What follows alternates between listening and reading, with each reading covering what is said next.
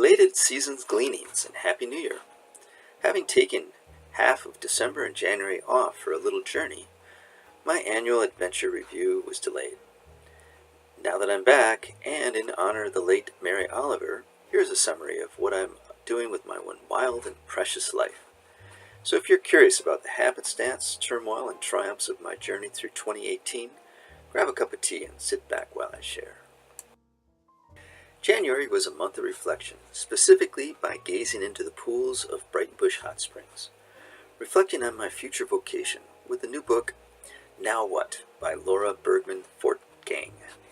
A good book for anyone contemplating changing any aspects to one's life and finding your ikigai, the intersection of one's passion and skills with what the world needs and its willingness to pay. February. Snow was a little low in Oregon this year, so Jeff O'Melchuk and I traveled up north to one of the many huts in Canada. This one is called the Brian Wannington Hut. Good weather and beaten trails allowed us to travel to this hut in just a few hours and collect water from the creek.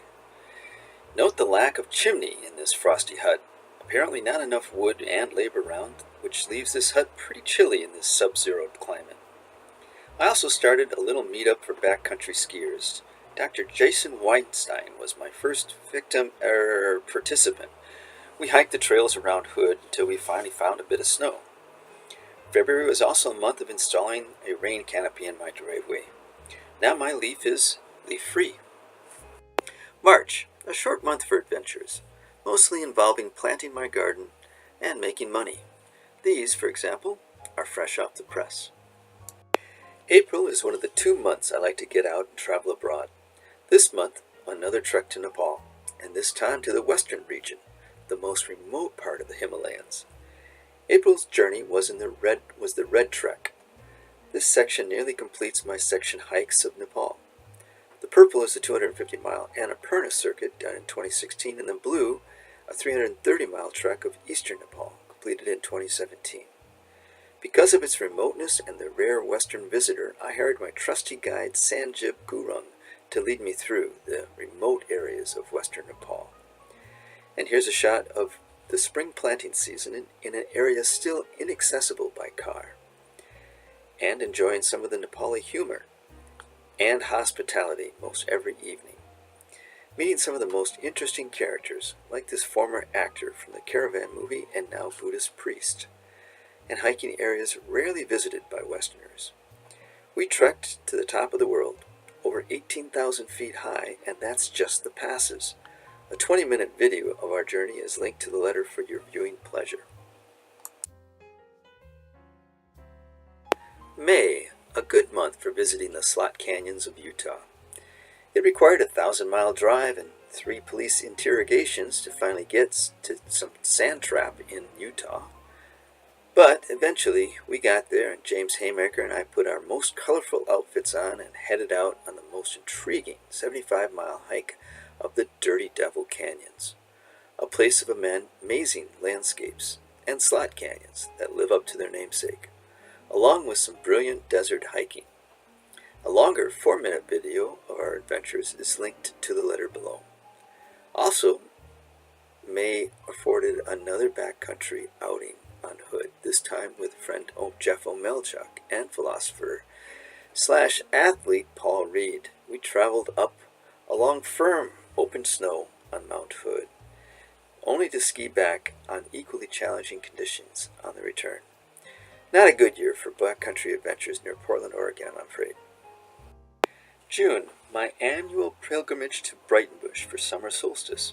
Here I am taking another stab at teaching a condensed version of the enneagram to the curious. June was also a good month for Julie and I to visit the Portland Zoo to see goats and bears, seals, and lions up close and alive. July, well, it was bound to happen. My friend Julie Barber thought she would like to try one of these badass adventures that I occasionally do, so I carefully crafted a little 20-mile, 9,000-foot loop hike in the Trinity Alps, a beautiful area in southern Oregon with big engulfing trees and equally big lakes. Sadly, the elevation got to her and we made less than a full trek. Not one to give up on Winter, though, Jeff O'Melchuk and I climbed Snow Dome and skied the corn snow, finding the perfect route all the way back to the trail. Another busy month for making moolah, which was fortunate as I'm about to take all of August off to travel. August, this month, was the month to take my long-awaited trip to the Pyrenees along the High Route, or HRP, a 500-mile journey through a very civilized yet beautiful set of mountains that are the border between France and Spain. I started out on the eastern side of the Mediterranean Sea, and I climbed and climbed along the ridges of the Pyrenees to beautiful camps and to witness sheep-infested vistas. When not staying at the refugees, I dined on cold potatoes and soup without a stove, walking on very well-marked trails past many, many cows to some of the most amazing huts and camps. Here's a shot of a cave I took refuge in during one of the many rain bursts. And here's the occasional storm.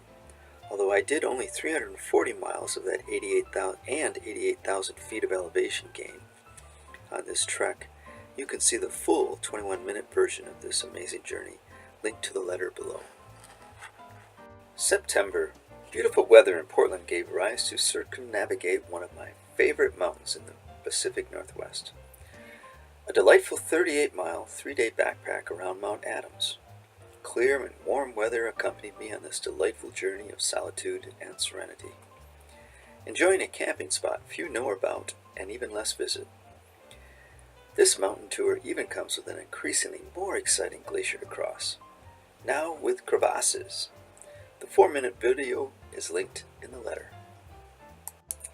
October, a month for celebrations, like my 60th birthday, sung in 13-part harmony. Happy birthday to you. Complete with a delightful concert from Cassandra Robertson and Winter Burns. And of course, the other way I celebrate my birthday is with my annual Portland Marathon. This is my 22nd in a row. And finally, I took advantage of the good Pacific Northwest Indian summer with a short 27-mile, 2-day backpack in the Mount Margaret area of Mount St. Helens. A delightful area now, but in the 80s it was target of a protoplast explosion from the volcano of Mount St. Helens, some 8 miles away. Part of this hike has a delightful ridgeline called the Whittier Ridge Trail, supposedly the scariest hike in southwest Washington. Apparently mountain goats like it too. Also a good month for harvesting my garden, this time a plentiful harvest of kale and potatoes, and an opportunity to set up and plant my vertical garden. November. Highlights of this month include visiting my mom over Thanksgiving. This time around, my 2 sisters and their various children joined in the merriment.